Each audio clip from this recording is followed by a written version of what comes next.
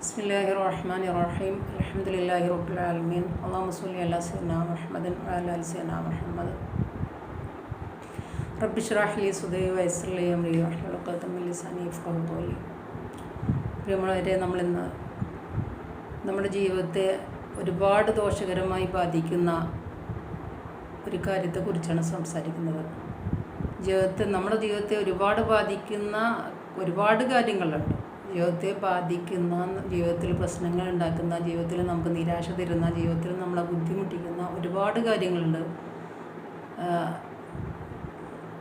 അതിലൊന്ന് മാത്രമാണ് കോപം. ആ കോപത്തെക്കുറിച്ചാണ് നമ്മളിന്ന് രണ്ട് വാക്ക് പറയാൻ ശ്രമിക്കുന്നത്. നബി സല്ലല്ലാഹു അലൈഹി വസല്ലം പറഞ്ഞു, ഗുസ്തിയിൽ ജയിക്കുന്നവനല്ല ശക്തൻ, കോപം വരുമ്പോൾ നിയന്ത്രിക്കാൻ കഴിയുന്നവനാണ്. ഈ കോപം ഒരു വികാരമാണ്. ആ വികാരം ഒരു പരിധി വരെ നമുക്ക് ജീവിതത്തിൽ അത് ആവശ്യവുമാണ്. എന്നാൽ അതിന് അമിതമാകുന്നത്, നമ്മൾ എന്തും തടയണം എന്ന് പറഞ്ഞ പോലെ കോപം അമിതമായി വരുന്നത്, ഒരുപാട് അതങ്ങ് ശക്തി കൂടുന്നത്, നിയന്ത്രിക്കാനാവാത്തൊരു രീതിയിലാവുന്നത്, അതിന് നമ്മൾ ശ്രദ്ധിച്ചേ പറ്റൂ, അതിനെ അടക്കി നിർത്തിയേ പറ്റൂ. ഈ കോപം കൊണ്ടുണ്ടാകുന്ന ദോഷങ്ങൾ നമുക്കെല്ലാം അറിയാം.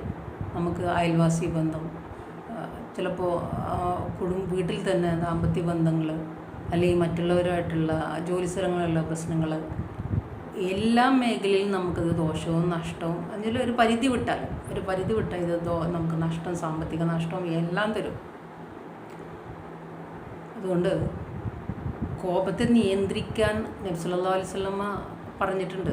സൈക്കോളജിക്കലി നോക്കുകയാണെങ്കിലും ഇതൊക്കെ തന്നെ ഞാൻ ഈ പറഞ്ഞ കാര്യങ്ങൾ തന്നെ പറയുന്നത്. എന്നുവെച്ചാൽ ഒരു വ്യക്തിബന്ധം, ആളുകളായിട്ടുള്ള വ്യക്തിബന്ധങ്ങൾ, സാമൂഹിക ബന്ധങ്ങൾ, കുടുംബ ബന്ധങ്ങൾ, അവരുടെ ഇടയിലെല്ലാം വിള്ളലുണ്ടാക്കുന്ന, പ്രശ്നങ്ങളുണ്ടാക്കുന്ന, ഈ മനുഷ്യനെ ഒറ്റപ്പെടുത്തുന്ന, ഈ മനുഷ്യനെ ആളുകളങ്ങ് മാറ്റി നിർത്തുന്ന, ഇയാളെ അങ്ങ് വെറുത്ത് ഒഴിവാക്കപ്പെടുന്ന ഒരവസ്ഥയിലേക്ക് മനുഷ്യനെ എത്തിക്കും. അപ്പോൾ ഈ ഒരവസ്ഥ നമുക്ക് ഇല്ലാതാവാൻ നമ്മുടെ ദീന് പറഞ്ഞ പല മാർഗങ്ങളുണ്ട്. സൈക്കോളജിക്കലി ആണെങ്കിലും എല്ലാം ഒത്തുവരുന്ന ഒരേപോലെ ഉള്ള കാര്യങ്ങളായിട്ട് തന്നെയാണ് നമുക്ക് കാണാൻ പറ്റുക. നബി സല്ലല്ലാഹു അലൈഹി വസല്ലം പറഞ്ഞിട്ടുണ്ട്, ഇദാ ഗളിബ അഹദുക്കും ഫല്യസ്കുത്. നിങ്ങളിൽ ആർക്കെങ്കിലും ദേഷ്യം, കോപം വരികയാണെങ്കിൽ, നിങ്ങളിൽ ആരെങ്കിലും കോപിക്കുകയാണെങ്കിൽ അവന് മിണ്ടാതിരിക്കട്ടെ. അത് സൈക്കോളജിയും പറയുന്നുണ്ട്. കുറച്ച് സമയം ഒരാൾക്ക് ദേഷ്യം വരികയാണെങ്കിൽ, അല്ലെങ്കിൽ അമിതമായ ദേഷ്യം വരുമ്പോൾ ഒന്നും മിണ്ടാണ്ടിരിക്കാൻ, കുറച്ച് സമയം ഒന്നും മിണ്ടാണ്ട് അങ്ങ് സൈലൻ്റായിട്ട് ഇരുന്നിട്ട് ഒരു ലോങ് ബ്രീത്തൊക്കെ എടുത്ത് അങ്ങ് ഇരിക്കാൻ. അപ്പോൾ അങ്ങ് കാമായി വരും എന്നാണ് പറയാം. അല്ലെങ്കിൽ നമ്മൾ വുളു എടുക്കുക. അത് സൈക്കോളജി പറയുന്നുണ്ട്. അല്ലെങ്കിൽ തെറാപ്പികളിലൊക്കെ നമ്മൾ ഈ കൂളിങ്ങിനെ പറ്റി പറയുന്നുണ്ട്. തണുപ്പിക്കുക, കുളിക്കുകയോ മറ്റൊക്കെ ചെയ്യുക. മറ്റുള്ള കാര്യങ്ങളാണ് ഈ പൊസിഷൻ ചേഞ്ച്.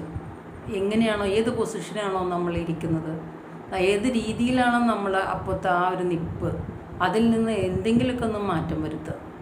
എവിടെയെങ്കിലും പോയി ഇരിക്കുകയാണെങ്കിൽ, അല്ലെങ്കിൽ ആ സീറ്റൊക്കെ ഒന്ന് മാറിയിരിക്കുക. ഇങ്ങനെയുള്ള എന്തെങ്കിലും നമ്മുടെ നിൽക്കുന്ന പൊസിഷനിൽ നിന്നൊരു ചേഞ്ച് വരുത്തുക. അത് ദീനും പറയുന്നുണ്ട് ഇല്ലേ? നിൽക്കുകയാണെങ്കിൽ ഇരിക്കാനും, നിൽക്കുന്ന ഒരാളാണെങ്കിൽ ഇരിക്കാൻ പറയുന്നുണ്ട്, ഇരിക്കുന്ന ഒരാളാണെങ്കിൽ കിടക്കാൻ പറയുന്നുണ്ട്.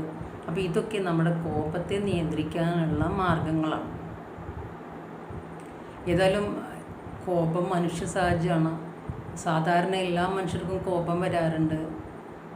എന്നാൽ ഈ കോപത്തെ നിയന്ത്രിക്കാനാവുക എന്നുള്ളതൊരു മഹത്തായ ഒരു കാര്യമാണ്. അതൊരു വിജയമാണ്. അമിതമായ കോപത്തെ നിയന്ത്രിക്കാനായാൽ അത് നമ്മുടെ ജീവിതത്തിൽ നമുക്ക് ഒരുപാട് ഗുണങ്ങളെ, ഒരുപാട് ബന്ധങ്ങളെ, ഒരുപാട് സൗഹൃദങ്ങളെ, ഒരുപാട് നമുക്ക് ഒരുപാട് ഊഷ്മളമായ പല കാര്യങ്ങളും നമ്മുടെ ജീവിതത്തിൽ നമുക്ക് കൊണ്ടുതരും. ഈ സാമ്പത്തിക നഷ്ടം എങ്ങനെ വരുന്നു? ചിലപ്പോഴൊക്കെ ചില കാര്യങ്ങൾ നമുക്ക് വേണ്ട രീതിയിൽ കൊണ്ടു നടത്താൻ പറ്റില്ല.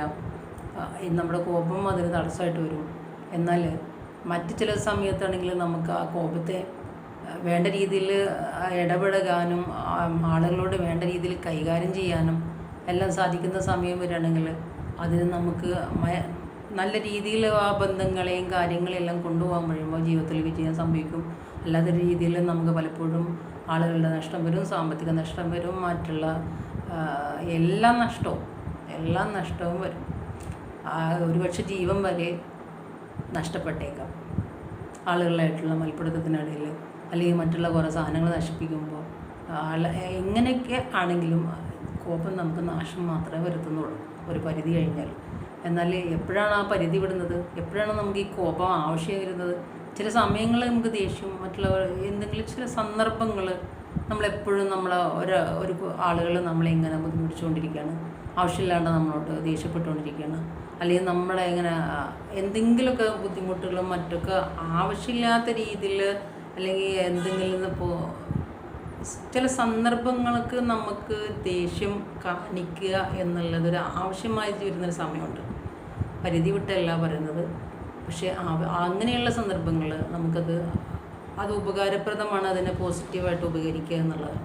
അല്ലാത്ത സമയങ്ങളിൽ അനാവശ്യമായ ദേഷ്യത്തെ നമ്മൾ ഉപേക്ഷിക്കുക. അതിന് റബ്ബ് നമുക്ക് തൗഫീക്ക് തരട്ടെ. അത് നമുക്ക് റബ്ബ് അതിൻ്റേതായ സഹായം ചെയ്യട്ടെ. നമ്മുടെ മനസ്സിനെ എപ്പോഴും നമ്മളുടെ കൈകളിലും നമ്മളെക്കൊണ്ട് തന്നെ കൺട്രോൾ ചെയ്യാൻ പറ്റുന്നൊരവസ്ഥയിലേക്ക്, ആ ഒരു മാനസികാവസ്ഥയിലേക്ക് അള്ളാഹു നമ്മളെ എത്തിക്കട്ടെ. അസ്സലാമു അലൈക്കും വറഹ്മത്തുള്ളാഹി വബറകാതുഹു.